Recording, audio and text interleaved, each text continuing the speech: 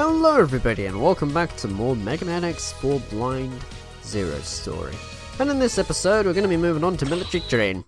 My reason behind this is mainly actually because I always like to end things up in the sky. I don't know why, it just makes sense to me. Maybe it's a thing with Sonic the Hedgehog, he starts on land and he always finishes the game in space. Somehow he can breathe in space and do all sorts of stuff which does not make any sense, but whatever, it's a video game. Also, I looked back actually on the footage for this just to make sure that I was doing the right thing last time when I got this ability, and yes, it is this move right here. That's basically the words that it was telling me, which is kind of, I swear, a little bit confusing because maybe it was just me being unobservant, but I don't remember the game ever telling me what this saber move thing was actually called in the first place, so that's why I was a little bit confused. I thought it was on about the things that I got after I defeated some of the Reptile forces, and in this case Mavericks, but even still. Good old Hyper Shadow has also let me know to help out. Oh my god, I can destroy these with Zero, that's bloody wicked, man. He didn't tell me that. What he told me is that there are no Dr. Light Capsules with Zero. So I don't have to worry too much about exploring levels super deep or anything like with X in order to find all the stuffs, since it's not required. I guess Zero is just too awesome. He does not need any Dr. Light Capsules at all, so therefore the playthrough of this should go by a lot faster. I feel like I'm also doing Military Chain probably just because I felt like this one was a bit of a breeze to play through. Especially the part where I accidentally got the heart tank by complete accident.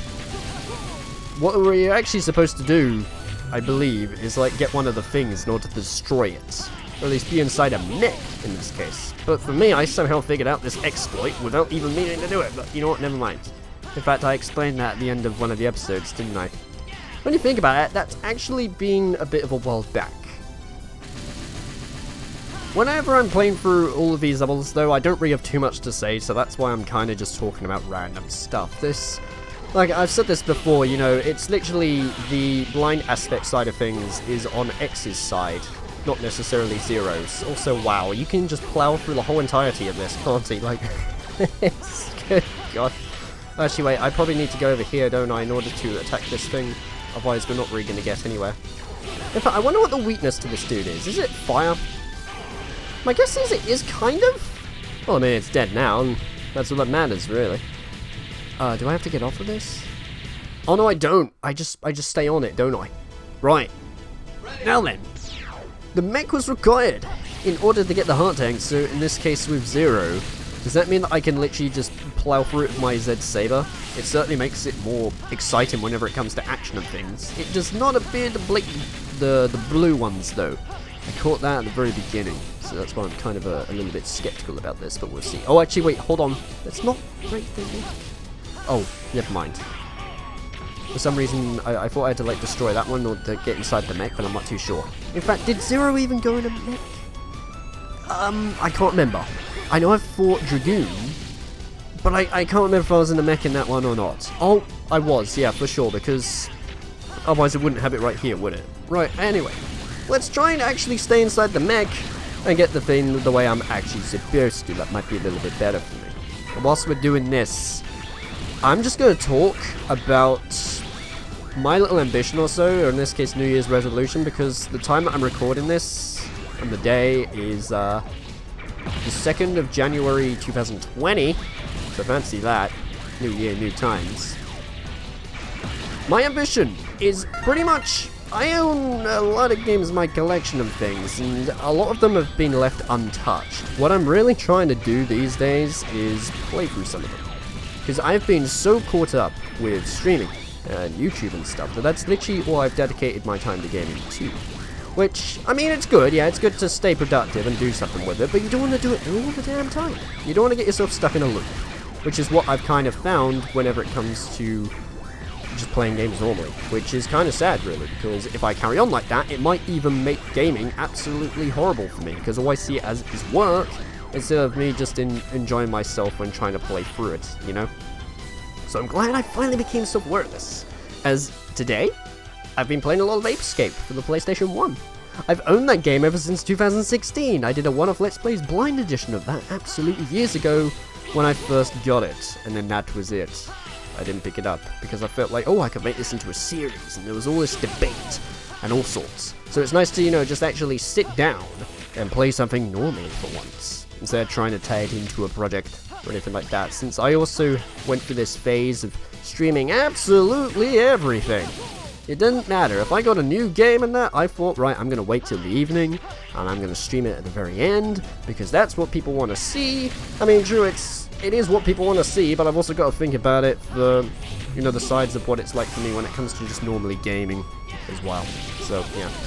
I just thought I'd throw that out there as I'm trying to play through these levels. Just so you know, that's all. It's not really going to change the upload rate or anything either. I'm just trying to sort out all the games in my library, which are kind of being just left in the dust and not being played at all. Since I've also been playing lots of Hollow Knight as well, and that is fantastic! Absolutely fantastic! And I'm really, really sad that I did not play that game enough. Anyway, let's go take down, what's this fella called? Beast, indeed. Told me at the beginning, but I forgot. You dare to attack my unit? I'm gonna enjoy fighting you! Okay, right, so the weakness to you, I'm guessing, is not the... Oh, actually, wait, surely I could just... I might have to observe with this fella in order to get him down. In fact, wait, what about fire?